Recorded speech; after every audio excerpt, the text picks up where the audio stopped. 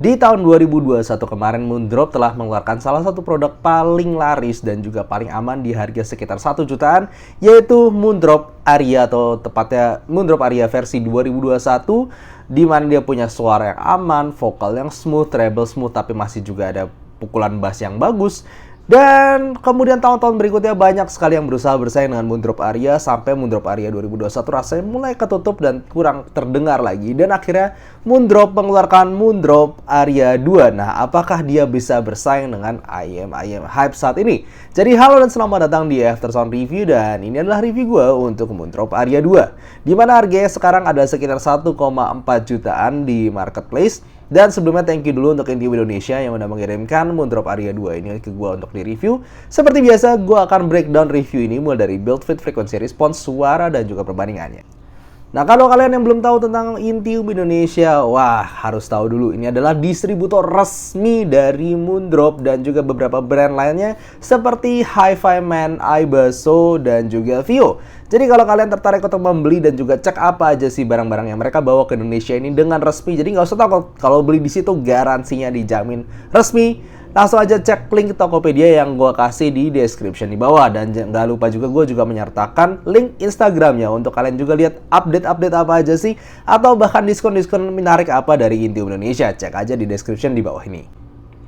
Bahas secara build quality dan juga tampang dari si Moondrop Aria 2 ini cukup humble sebenarnya. Karena dia secara housing sebenarnya kalau berasa di tangan itu lumayan berat. Gua rasa ini pakai bahan metal, mungkin aluminium, karena nggak sampai berat-berat banget tapi kerasa lumayan berat gitu, nggak ringan kayak resin ataupun plastik. Dan polanya di sini kelihatan nggak, itu ada kayak pola semacam totol-totol begitu, cuman nggak terlalu kelihatan kalau kena full cahaya begini. Dan sini ada semacam screw warna gold, dan bagian dalamnya sini polos aja dan warnanya tetap silver tapi agak matte secara teksturnya. Dan seperti biasa ini seperti Moondrop 2, dia juga punya filter yang bisa dilepas sebenarnya, tinggal unscrew ini. Jadi kalau misalnya rusak filternya bisa diganti dan mungkin bisa dicari di market untuk pengganti filternya. Sedangkan untuk kabelnya sendiri dia menggunakan dual pin konektor seperti ini. Dan gue sendiri sih suka tipe kabelnya karena dia berasa cukup kuat dan juga fleksibel. Lihat nih, dia fleksibel. Bahannya sih berasa bahan kabel yang cukup bagus ini. Nggak berasa letoy, berasa cukup kokoh. Tuh lihat ya, ada ulir-ulir, bukan ulir sih, kayak ada pola-polanya gitu, terlihat bagus. Tapi yang memang salah satu yang gue suka banget sebenarnya justru dari jacknya.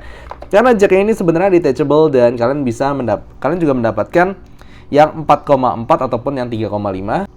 Kalian dapat jack standar 3,5 single ended seperti ini dan juga mendapatkan 4,4 balance seperti ini. Dan cara lepasnya itu bagus dan gue suka. Jadi dia ada locking mekanismenya dulu, di unscrew kalau mau dilepas, tuh diputer dulu. Kemudian lepas di sini. Tinggal ditarik aja dan yes, udah seperti ini, ada 4 pole.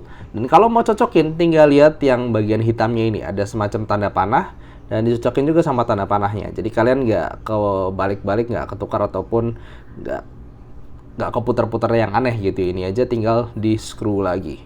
Nah ini jadinya udah kencang dan nggak gampang lepas.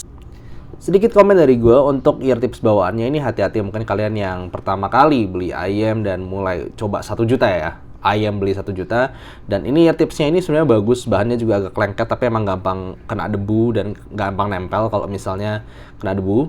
Nah, ini masalahnya punya nozzle yang lumayan besar dan sekarang untuk bagian nozzle dalamnya sini agak kecil. Jadi mungkin kalau pertama kali kalian masang agak bingung gimana cara masangnya. Tapi ya tinggal gini aja caranya tuh. Pegang pokoknya stemnya, pegang ininya ya, dalamnya sini. Atau misalnya kalian juga bisa buka seperti ini. Ini cara gampang biar nggak robek ya. Dan juga biar masuk.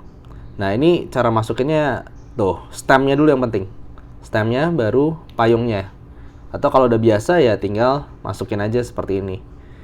Jadi hati-hati aja. Beberapa yang teman gue coba soalnya agak susahan pertama kali pakai ini karena nozzle-nya agak besar dan stem dari dari ear tipsnya sendiri cukup kecil. Sedikit tambahan review nyelip dikit. Gue di sini juga dapat Moondrop Free DSP, di mana ini kualitas kabelnya persis banget dengan Moondrop Aria 2 tadi. Cuman ini versi kalau lu mau misalnya lu pakai handphone pakai Type C. Nah, ini jawabannya. Bisa Moondrop pakai menggunakan USB Type-C langsung dicolok HP, dan juga dia pakai dual pin yang persis bentuknya dengan si Moondrop Aria 2 ini, dan harganya sekitar 500 ribuan. Kalian juga bisa mendapatkan di link di Tokopedia di bawah. Dan yang menarik dari Moondrop Free DSP ini adalah kalau misalnya kalian download Moondrop Link app, itu kalian bisa lihat beberapa preset di situ seperti bass mode dan segala macamnya, dan juga kalian bahkan bisa atur EQ sendiri langsung dari Moondrop Link app-nya itu sendiri. Jadi kalau misalnya kalian colok HP ya, gua rasa untuk penggunaan yang lebih mudah ini bisa lebih direkomendasikan, apalagi dia ada mic-nya yang punya kontrol up down volume dan juga call answer di sini. Secara fitting sendiri buat gua ini sangat nyaman, enak. Secara ear guide-nya, bentuk IM-nya sendiri, housing-nya, semuanya ini berasa nyaman, nggak ada mikrofon ataupun apapun yang bikin gua gatel dan tidak nyaman dipakai. Ini benar-benar gua nyaman pakai berjam-jam tanpa protes sama sekali.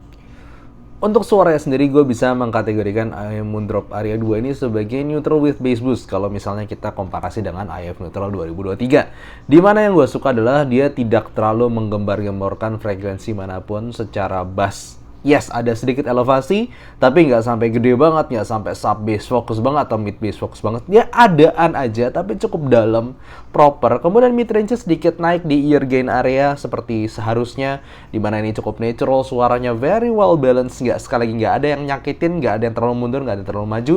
Dan treble-nya juga smooth aja, tapi nggak sampai dark, tapi juga nggak sampai nyakitin sama sekali. Jadi gampang ya, tuningannya itu bisa gue kategorikan sebagai aman dan adem. Gue nggak pernah ngerasa ini boring karena bassnya juga masih adaan, vokal energinya juga masih adaan, tapi semuanya tuh berasa safe, aman, dan bisa gue dengerin lagu macam apapun. Memang beberapa lagu jadi nggak terlalu energik, beberapa lagu jadi nggak terlalu wow banget, tapi secara suara overall balancing tone itu semuanya dapet di sini dan nggak pernah bikin kuping gue capek. Secara bass gue bisa mengkategorikan ini sebagai adaan aja, tapi nggak pernah kekurangan. Maksudnya kalau gue dengerin lagu EDM ini masih bisa nampol. Dengerin lagu-lagu yang punya bass gede memang dari lagunya. Contohnya kayak I Want That dari G-Idol atau lagunya DJ Tiesto yang kadang banyak bass gebuk dalamnya itu. Di sini masih bisa gue nikmatin dan bisa kerasa fun sampai gue ngangguk-ngangguk. Tapi kalau misalnya di lagu yang sebutlah lagu akustikan, lagu yang vokalan, ini bassnya simply ada aja. Lu bakal ngerasa dem gitu dari bass gitar ataupun bass betot, tapi tetap kick bass, kick drumnya itu sendiri juga masih berasa, tapi nggak pernah menjadi star of the show. Cuman ada, dan kalau misalnya lagunya gebuk, dia tetap bisa ngasih gebuk. Overall ini really nicely tuned dengan timbre bass yang bagus. Gua nggak ngerasa ini terlalu cepat ataupun terlalu lambat. Mau lagunya rock juga dia masih cepet bisa ngikutin secara tempo, dan gue ngerasa ini adalah tipe bass yang kalau buat gue pribadi sih ini cukupan. Tapi kalau misalnya lu bass head, gue ngerasa ini mungkin masih kurang, atau misalnya lu yang pingin bass banget gitu, ini mungkin agak kekurangan. Tapi kalau buat gue pribadi sih ini cukupan. Nah, yang gue suka juga adalah di mid range-nya. Ini basically di harga sekitar 1,5 juta. Ini yang mungkin paling ideal kalau menurut gue pribadi, karena dia benar-benar bisa balancingnya itu bukan cuma balancing. Kalau kita ngomong balancing mungkin ada semacam kayak Clannad dari K-Fine ataupun dari SIMGOT EM6 itu juga balancing tone-nya bagus dari vokal atas, vokal bawah, mau penyanyi cewek atau penyanyi cowok. Tapi secara timbre, secara suara, nada suara, dan warna suara, gue ngerasa ini yang paling natural. Gue dengerin lagu-lagu seperti Diana Krall ataupun Rebecca Pigeon, itu lagu-lagu yang genrenya audiophile atau vokalan, gue bakal selalu balik ke sini karena simply bukan yang paling clear, dia bukan yang paling maju, dia bukan yang paling kayak sensasinya wah gitu. Tapi kalau lu denger, nah kayak langsung berasa, oh ini dia, yes, ini adalah suara manusia yang bener, ini adalah suara manusia yang nggak ada tambahan gimana-gimana. Ini basically really well tuned and natural voice yang gue udah nggak bisa gimana-gimana untuk gue nggak bisa protes sama sekali. Mungkin kalau misalnya kalian pingin bumbu misalnya untuk lagu rock biar lebih garang lagi, itu mungkin lu nggak dapetin di sini. Atau lu pingin ekstra tebel misalnya untuk lagu-lagu seriosa, gue rasa ini nggak terlalu tebel-tebel amat. Tapi secara balancing untuk semua lagu itu gue ngerasa ya lu dapet, masih bisa dinikmatin semuanya. Cuman memang nggak terlalu berbumbu aja. Tapi yang gue suka ya karena it's natural, it's what it's supposed to sound like. Mungkin kalau ada salah satu bagian yang gue pribadi kurang suka adalah di bagian treble-nya, karena ya gue pernah beberapa kali ngomong kalau gue adalah orang suka treble energy, treble yang bisa ngegigit di area violin. Nah, buat gue di sini main aman, terlalu main aman di beberapa lagu. Memang gue nggak bakal ngomong IM ini sebagai IM yang dark, karena gue dengerin cymbal, dengerin gigitan violin itu masih sedikit ada, tapi buat gue masih kurang. Tapi nggak sampai gelap banget kayak treble-nya diambil atau dipotong tiba-tiba, enggak. Gue ngerasain cymbal itu masih ada thrush-nya, gue ngerasain flute masih ada breath-nya, lalu gue ngerasain violin masih ngik-nya itu masih dapat. Cuman memang bukan tipe yang energik aja, simpelnya. Ini main safe. Kalau kalian yang sensitif sama treble area, by the way kalau kalian tanya 8K pick di measurement ya itu cuman resonance pick dari alatnya sendiri. Buat gue ini sama sekali nggak ada bagian yang bikin gue sakit dan nggak pernah bikin ini terlalu dark at the same time. Cuman kalau selera pribadi gue aja sedikit mungkin tambahin lagi treble-nya. Nah, sekarang kita bahas secara teknikal. Buat gue, IM ini sendiri bukanlah IM terbaik di harganya di sekitar 1,5 jutaan. Kita ngomongin teknikal, separasi, resolusi, dan bla bla bla. Kalau kita ngomongin resolusi, mau nggak mau ada IM planar yang memang secara bahan driver itu punya keunggulan di resolusi. Seperti contohlah Stephenson Salnodes Dioko atau Simply Planar K-Fine. Itu buat gue dari bahan planarnya juga punya resolusi yang lebih baik, lebih cepat dengan impact dan edge of notes yang lebih terasa. Di sini lebih berasa nyantai, edge of notes-nya lebih blunted.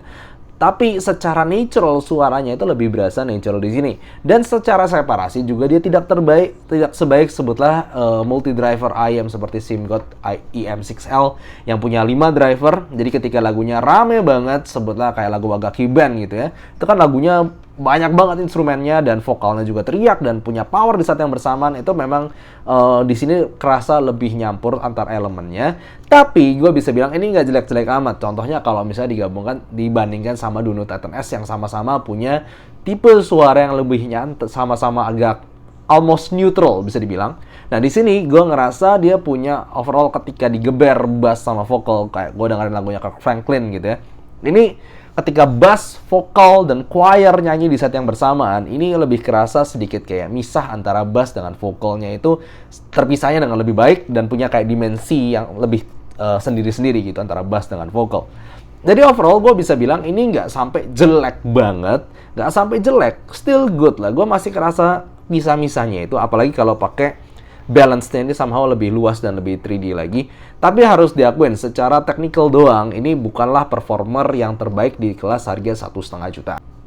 Nah pasti kalian tanya gimana bang dibandingin sama jagoan gue sebelumnya di harga 1,5 jutaan seperti K-Fine Planar ataupun si SIMGOT EM6L. Nah si Moondrop Aria 2 ini apakah dia masih memiliki market atau masih memiliki tempat di budget 1,5 juta ini untuk dikoleksi? Buat gue jawabannya adalah yes.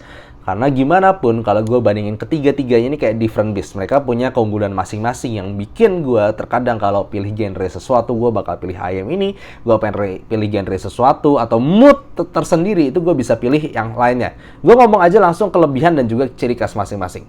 K-Fine Planar gue bisa bilang dia punya impact bass yang paling cepet dan juga punya resolusi mid-range yang somehow bisa berasa ala planar yang bening dan juga cepat itu.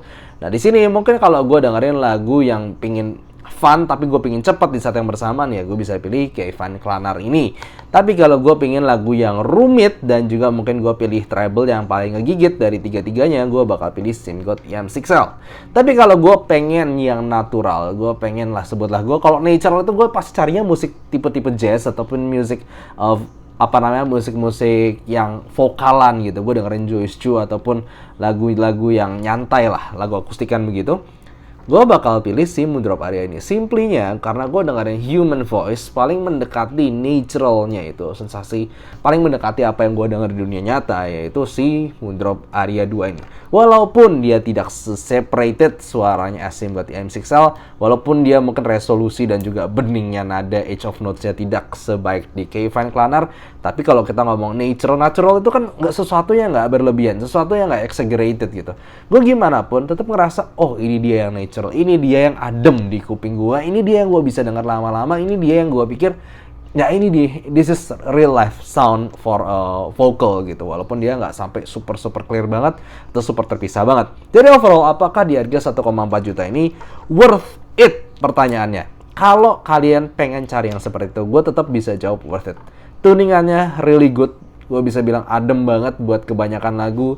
Ditambah dengan aksesorisnya yang juga cukup bagus. Mau pingin pakai yang 4,4 bisa, mau pakai yang 3,5 bisa.